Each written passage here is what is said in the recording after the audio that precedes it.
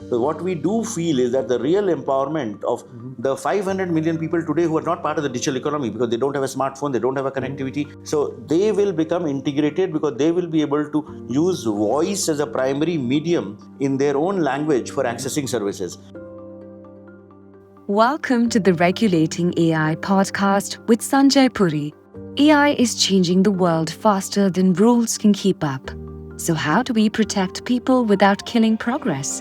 Each week, Sanjay brings you inside conversations with global leaders, policymakers, and innovators who are wrestling with that exact question. So if you're curious about the future of technology and how it's governed, you're in the right place. Today, on this special episode of the Regulating AI podcast, shot at Davos, we're joined by Abhishek Singh, CEO of the IndiaAI Mission and Additional Secretary at India's Ministry of Electronics and Information Technology. From shaping India's national AI mission to driving policy at the highest levels, Abhishek is at the center of how India is thinking about AI governance, innovation and regulation, a timely conversation on building responsible AI at scale. Abhishek Singh, it's a real pleasure to have you on our podcast. Thank you. It's a pleasure for me. Abhishek, you are the CEO of the India AI Forum, as well as you're in MeitY. Tell our listeners who might not be as aware of what the India AI Forum is and what are you here doing at Davos? I'm a career civil servant and I'm heading India's AI mission. I work in electronics and IT. I've been part of India's digital story for long. And as you all must be knowing, India has been using technology for empowering people for quite some time. India was the pioneer which led to coining of the term digital public infrastructure, which has become part of the global lexicon whenever we talk about technology for governance at any forum. At the G20, it really came to the forefront. So as we look into the advancement of AI, and as AI has lately become a buzzword after the ChatGPT moment of November 22, even though it has been existed for a long time, even though we may be behind China and the US at the current stage, as per the Stanford AI Index 2025, it rates India as the number 3 in the AI Vibrancy Index. But given our tech talent, given of the engineering workforce that we have, given Indian IT companies, given the prowess that they have in providing technology services to the whole world, people of Indian origin working in many of these global tech firms, some of them even leading them, the expectation of India to be an important player in the AI ecosystem is there from everyone. So what we have been trying to do is to try to bridge the gaps which are there in our AI story in order to ensure that we are able to catch up with the best in the world, whether it's US or the China. And this includes provisioning for all the necessary ingredients for building an AI ecosystem. Like talent is one, but we need compute, we need data sets, we need building our own models, we need building our own applications. So towards this objective, India AI Mission was conceptualized. And we are trying to build step by step, brick by brick, the entire ecosystem, right from the energy level to the infrastructure level of data centers, to the compute, to the foundation model, to the applications, to the regulatory framework that is required. So that's what we are doing at the India AI Mission. Our audience, as I said, a lot of them happen to be in the US, Europe, etc. These are entrepreneurs, but these are policymakers, etc. Just very briefly, you have a very important summit coming up next month. Just tell our audience that what this summit is and why they should be attending this too. So this summit that we are hosting in February is the fourth in the series that started at Bletchley Park in November 2023, which was like kind of positioned as a safety summit because the issues of safety and security were at the forefront and people were wondering whether the frontier AI model, the research that's going in, where will it lead to and in what ways humanity will be adversely impacted.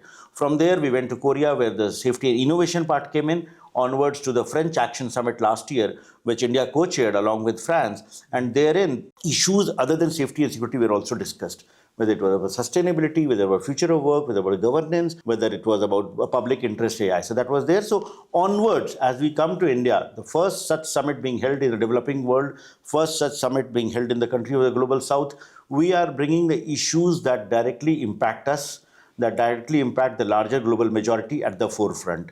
And these include looking at the impact of AI on three key pillars: people, planet, progress.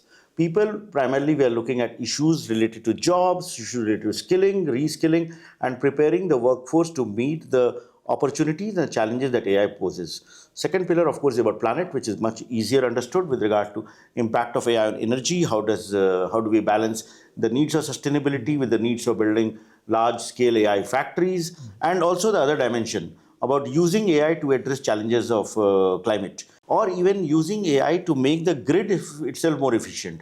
How do you reduce the transmission distribution losses? So there are a lot of work which is happening world over. So that will be one focus area. The third pillar is about progress, which has two dimensions. One is about economic growth, which will look into all issues related to efficiency, productivity, so that all sectors of the economy benefit. And the other sector will be about social good. Like how do we use AI for improving access to public services for more and more people? How do we build services in all languages? How do we ensure I use AI for basic healthcare? How do we use AI for imparting education, for building personalized language plans? How do we use AI for benefiting farmers, agriculture sector? So these are the three pillars around which we have structured. And the underlying theme will be how do we democratize AI resources? How do we ensure that countries of the global south also have access to compute, datasets, algorithms, applications at the same level that the world has? So these are the key issues that we are bringing at the forefront of the Impact Summit in Delhi. Abhishek, when you talked about the stack, the chips, the talent, the energy power, if you were to pick one, where you see a little bit of a constraint that India has, which one would you pick out of those? See, like the biggest constraint that we have is in building the AI factories, the cost that it takes, because we are a large country, we are over 1 billion plus people. And if you do inferencing at scale, for example, if you have to do inferencing for 100 million people or 200 million people, that would require building huge AI factories and of the order of 200,000 GPUs and all, which will require almost 15 to $20 billion of investment. So therein, we need to get the private sector, we need to get the VCs, we need to get the funds to invest in that, because ultimately use cases for AI will emerge from a country like India only. And when AI is adopted at population scale, then only revenues will come in. Otherwise, we keep on hearing of this $1 trillion investments in building AI capacity and in trying to invest into building an AI in the quest towards artificial general intelligence. But how do you monetize that? How do you bring in revenues? That revenues will come in when you deploy such solutions at scale for individuals, for enterprises, and that brings in efficiency and productivity gains. And that will happen only in a country like India. And India will be at the forefront of building applications on top of many of these models and become the prime AI service provider for the world. On one hand, we do have the constraint, but we do also look at the opportunity that arises if we are able to address that issue. From what I understand, ChatGPT's second largest users are in India, and I think for Claude and Anthropic also. And I have a feeling probably will become number one very, very soon in terms of adoption. DPI is something that you mentioned. Amazing what India has been able to do. Are there some lessons from DPI that can be applied to the India AI mission? A lot. In fact, the DPI and AI, the way we are looking at it, is intertwined. The key principles of building digital public infrastructure has been that to build the underlying common layer, make it interoperable, build it on the principles of open standards, build it on the principles of security by design, build it on the principles of ensuring data protection by design, and then this underlying common layer of India stack that we call it, whether it's the identity layer or the payments layer or the data layer, that becomes the platform on which we build various applications in various sectors. Because AI also needs what? It needs the common compute layer. Compute should not be a problem that everybody solves. So we are enabling access to compute at a low cost for everyone who's building that. The data layer, train an AI model or build an AI application, you need data sets. So we have built an AI Kosh platform, which allows access to data from both public sector and private sector. And then we are also building a foundation model layer. The foundation model layer is like building our own foundation model, which will be hosted in India, over which will have complete explainability and understandability. And on top of that, we are building an agentic AI layer, which will be like a UPI for AI. UPI is the payment layer that we have. And on the agentic AI layer, then using the compute and the data sets at the base, different companies and different entrepreneurs will be able to build AI applications for various sectors. So AI will ultimately lead to expanding the reach of DPI. One way in which it's also panning out is enabling services in all Indian languages, using the NLP layer, the Bhashini APIs that we have built, using AI for enabling voice-enabled services. So what we do feel is that the real empowerment of the 500 million people today who are not part of the digital economy because they don't have a smartphone, they don't have a connectivity. So they will become integrated because they will be able to use voice as a primary medium in their own language for accessing services. So the way I visualize AI and DPI, so it's like exponential expansion of reach of DPI services from across the country to access these services in their mother tongues and by voice as a primary means of access. That's incredible. You talked about an agentic layer, which is incredible because that's, I talked to a lot of world leaders and others. I haven't heard that. Is that going to be based like on something like MCP or some kind of protocol? How will that kind of work, Abhishek? If we have to build an AI application for healthcare, like with which you could diagnose, say, tuberculosis or cataract or something, you will need a few elements there. You will need access to X-ray images, which are anonymized, you will need access to compute layer, you will need access to models. So what we are saying is that all the ingredients that are required to build up an agent for building a tool for diagnosing tuberculosis will be made available as a common resource. And those who are innovating it will be able to mix and match, play it, take some data from some source, take some data from other source, and try to bring in their own ingenuity to build an application. Like, for example, if farmers have to be given a service, and farmers have to be given a service for limiting the amount of water that they are using for irrigation, they will need data from the Indian Meteorological Department, the weather data, they will need the crop history data, they will need the soil health card data. If we are able to make these data sets available, then those who are trying to build models can kind of analyze these, bring in their own creativity and ingenuity, and build in use cases and applications which will solve real world problems. And when that happens, we'll be able to really create value and empower people. We can expand this to manufacturing, we can expand this to retail, we can expand this to enterprises becoming more efficient. Instead of getting into a mad rush of building newer models and trillion parameter models, we can work with existing specialized sectoral models which might be smaller, which might be more attuned to be installed on-prem and build use cases that will result in value creation. Even on mobile? Even in mobile, ultimately. Because India is a mobile-driven economy. And ultimately, edge AI is going up. If there is a woman living in a tribal area, she has limited requirements of maybe the local market, maybe the transportation systems, maybe some information about entertainment. If we are able to create personalized experiences which relies on the principles of these Gen AI tools, but offer these services on a localized, hyper-local way with low latency, zero latency, then that's where adoption will happen at population scale. Abhishek, generally, at least in the Western world, people talk, when they talk about AI, it's financial analysts using it, marketing folks, etc., using it. Today, a farmer, he should not even realize that it is AI. It's just integrated. What is your vision? Tell our audience, because there it's being used really by white-collar workforce AI. It will be available and accessible for all sectors. And if we make something work for people at the bottom of the pyramid, I'm sure there are enough elements which will ensure that for financial systems and networks, it can be used. What we are actually looking at is even for extending credit, extending microfinance, preventing cyber frauds, preventing financial frauds, looking into designing products which leverage data from multiple sources, financial products which could earlier not be even thought of, can be done. So Reserve Bank of India came out with their free AI framework, which laid down the framework for adoption of AI in financial systems and markets. While we talk about agriculture, we talk about education, we talk about healthcare, it's not that we are not focusing on financial systems and financial markets which the West is looking at. Similarly, we have a project called Gati Shakti, which is looking into automating the entire logistics space. So, and whenever anybody is trying to set up an enterprise or a business anywhere, you again need data and information from multiple sources. How do you simplify that? How do you cut down the time taken to start a business from a few months to a few days?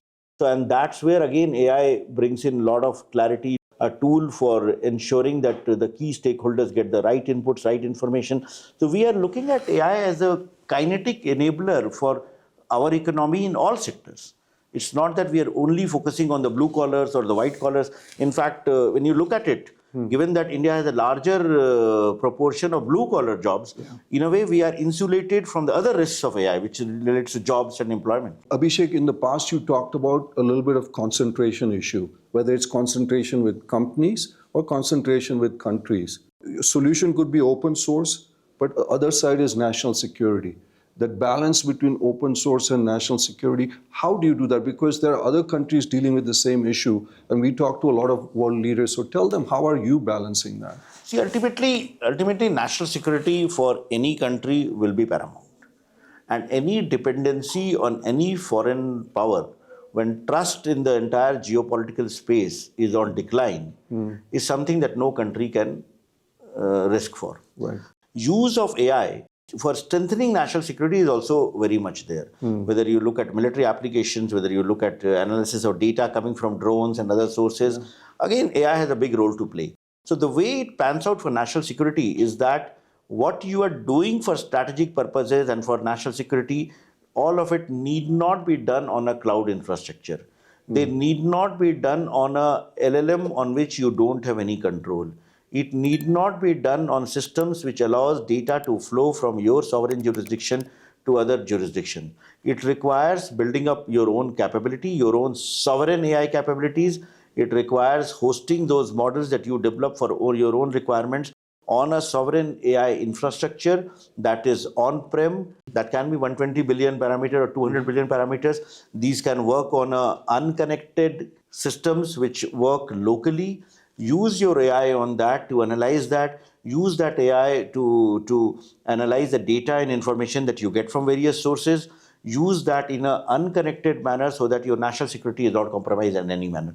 So that is what most countries are doing that, and that is what I feel would be the right way to approach this challenge. How about open source? What do you think about that? Many specialized models, many companies and organizations are building by using open source, open weight models to distill data and then customizing it to build their own models. But I really don't know how long open source will remain open source.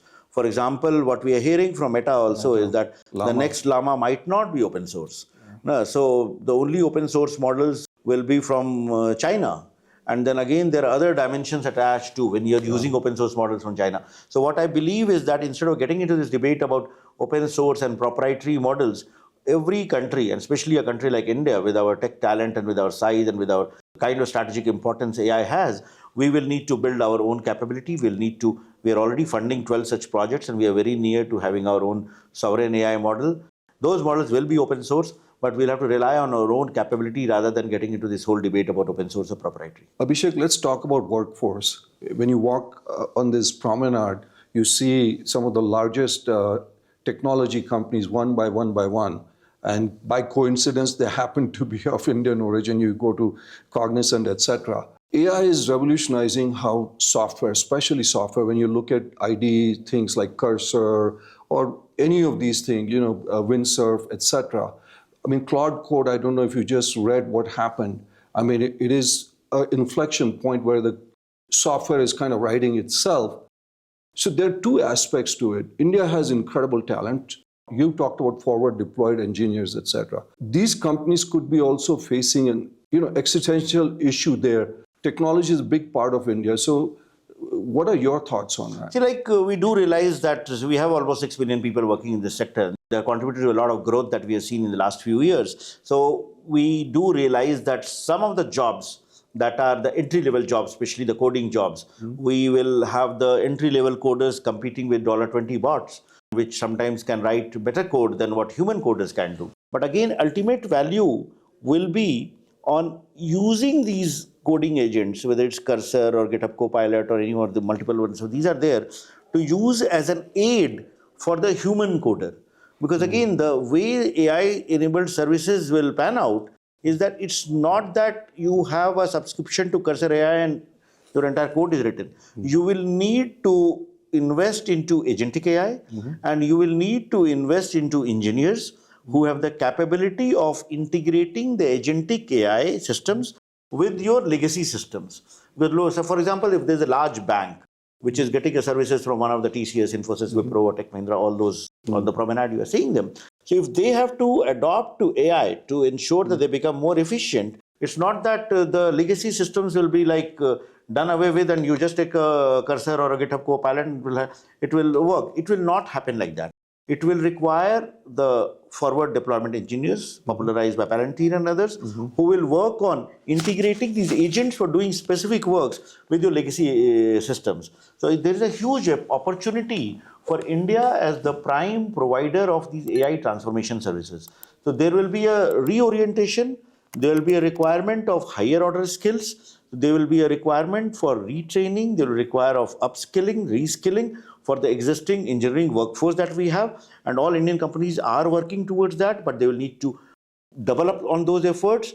They will need to think of building their own cursor AIs because, for example, a company like TCS has got 50 years of code with them. Yeah. So using the code knowledge that they have, using the expertise that they have over the years, if they can build their own coding agent and use it to improve the delivery of their services to their existing clients, they will get a lot of value. The next level from agentic AI will be physical AI. There will be a lot of requirements of deploying AI on the edge. Systems that will work on-prem models so that you are not putting data, because what applies to national security will also apply to enterprises and all. They would not like to share their data with a third party. So again, there will be a lot of expertise that will be required for building physical AI systems, autonomous systems, robots that will be required. Just like people have cars today, people may need to have a robots as an assistant for them. So those are the opportunities that lie ahead for Indian IT companies. And just like they innovated post Y2K, at that time also it was felt that what after Y2K? Yeah. Will Indian companies go out of business? That didn't happen. In fact, it's expanded. Right. Similarly, this is an inflection point. This is the point where Indian companies will need to reimagine themselves. Most of them are already doing. And if they're able to do that, no other country has the capability of providing these services at the scale that is required that India can do. You touched on something called sovereign AI, which India is focused on. I get that question a lot, that whether India should be focusing on that or building wrappers or services. What is your view? Of course, we need to build a lot of applications. We need to build a lot of use cases which can be perceived as wrappers on the existing models, which ultimately result in a better user experience for people who are using them, which results in better adoption of DPI or other AI services in enterprises. That is there, that will happen. But given our talent, given our capability, given the requirement that they have, and given the strategic nature of this technology, there is no reason that we should not invest in sovereign AI. And we are doing so because we do realize that the cost of not investing in sovereign AI will be more than the cost of investing it. When the time is there, we do need to build in our capability and ensure that we are able to compete with the best.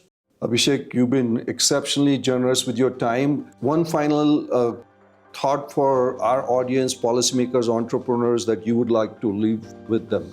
What I want to say is that, of course, the Impact Summit is happening in February. That will debate many of these issues which are there at the forefront. We are looking at impact across sectors. We are looking at all issues. We are looking at issues of innovation. How do you drive innovation? We are also looking at the issues of how do we restrict the harm that AI can cause? How do we limit deep fakes? How do we watermark AI generated content? How do we build global partnerships for addressing this challenge? So we are hoping to get a very good participation from world over. We'd love to have experts who are joining in. If they are able to join physically, well and good. If not, all our sessions will be online, broadcast live.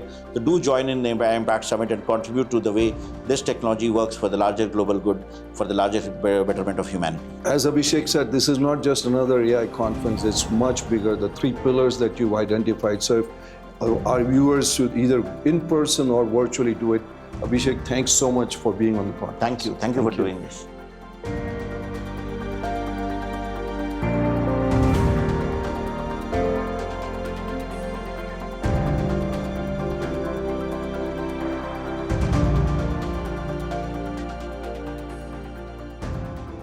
Thanks for tuning in to the Regulating AI podcast with Sanjay Puri. If you enjoyed today's conversation, don't forget to leave a comment. We'd love to hear what you thought.